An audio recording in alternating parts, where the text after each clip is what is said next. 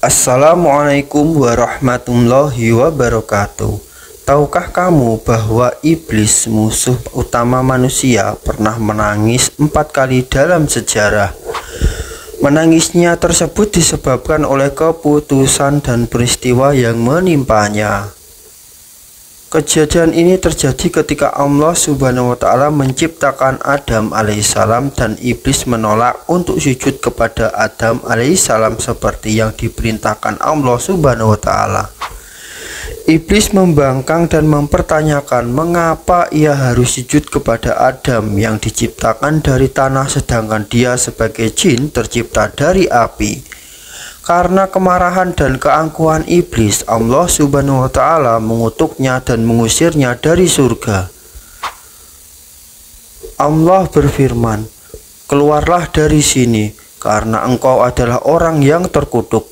Sesungguhnya laknatku berada atas engkau sampai hari kiamat."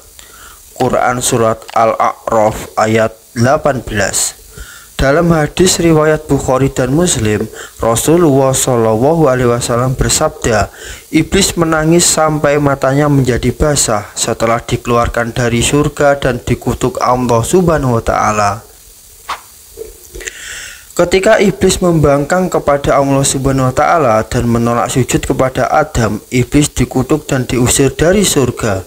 Kejadian ini sangat menyedihkan bagi iblis, karena sebelumnya dia adalah salah satu makhluk yang paling dicintai Allah Subhanahu wa Ta'ala dan menempati posisi tertinggi di surga. Dan ingatlah ketika kami berfirman kepada para malaikat, "Sujudlah kamu kepada Adam," lalu mereka sujud kecuali iblis. Dia tidak termasuk orang yang sujud. Allah berfirman, "Apa yang menghalangimu untuk sujud? Padahal aku yang menyuruhmu." Iblis menjawab, "Aku lebih baik daripadanya. Engkau ciptakan aku dari api dan dia dari tanah." Allah berfirman, "Keluarlah kamu dari surga. Sesungguhnya kamu termasuk orang yang tercela." Quran Surat Al-A'raf ayat 11-13. Rasulullah SAW bersabda, iblis menangis karena dia terusir dari surga. Hadis riwayat Bukhari.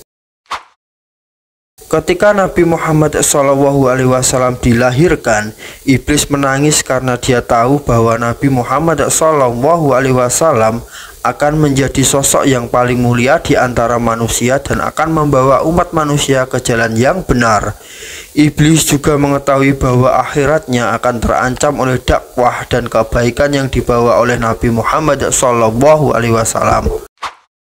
Dalam hadis riwayat Abu Hurairah, Rasulullah SAW bersabda, "Setiap orang yang dilahirkan, iblis menyentuhnya ketika dilahirkan kecuali Maryam dan anaknya, yakni Isa alaihissalam."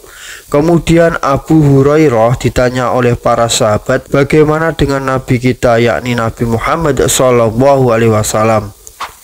Abu Hurairah menjawab, "Dan Nabi kita, iblis menyentuhnya saat dilahirkan, tapi iblis menangis dan berseru, 'Celaka padaku, diriku telah binasa karena anak ini. Hari ini lahir anak yang akan menguasai segala sesuatu yang ada di bawah langit.'" Hadis riwayat Muslim. Surat Al-Fatihah adalah surat pembuka dalam Al-Quran dan dianggap sebagai doa yang paling penting dalam Islam. Ketika iblis mendengar surat Al-Fatihah diturunkan, ia menangis karena ia tahu bahwa doa tersebut akan menjadi penghalang bagi upaya untuk menyesatkan manusia dari jalan yang benar. Dalam hadis riwayat Tirmidzi, Rasulullah SAW bersabda, "Allah Subhanahu wa Ta'ala memberi surah yang terbaik di dalam Al-Quran dan saya berikan doa terbaik, yaitu Al-Fatihah. Sesungguhnya ada seorang jin yang bernama Ubaid bin Umair. Dia mendatangi Rasulullah SAW dan berkata, 'Wahai Rasulullah, sesungguhnya di Mekah ada seorang jin yang membanggakan dirinya dan berkata bahwa dia telah mengetahui doa yang lebih baik dari doamu.' Kemudian Rasulullah SAW mengajarkan surat Al-Fatihah kepadanya. Kemudian Ubaid bin Umair mendatangi jin tersebut dan berkata, 'Wahai Fulan, apakah kamu benar-benar telah mengetahui doa yang lebih baik dari doa Muhammad SAW?' Jin tersebut menjawab, Ya, saya telah mengetahuinya. Kemudian Ubaid bin Umair mengajarkan surat Al-Fatihah dan jin tersebut menangis dan berkata, sesungguhnya saya telah diberikan doa yang lebih baik dari doa saya. Dalam hadis juga ditekankan bahwa kita sebagai umat manusia harus selalu berhati-hati terhadap godaan iblis. Rasulullah SAW bersabda, sesungguhnya syaitan telah kecewa dan putus asa bahwa para pengikutku, yakni umat muslim, akan menyembahnya. Namun syaitan akan terus berusaha menggoda mereka untuk melakukan perbuatan dosa kecil sampai besar. Oleh karena itu, kita harus selalu berlindung kepada Allah SWT dari godaan syaitan. Hadis riwayat Muslim. Kita sebagai umat muslim harus selalu mengambil pelajaran dan hikmah dari setiap peristiwa dalam sejarah, termasuk peristiwa-peristiwa yang melibatkan iblis.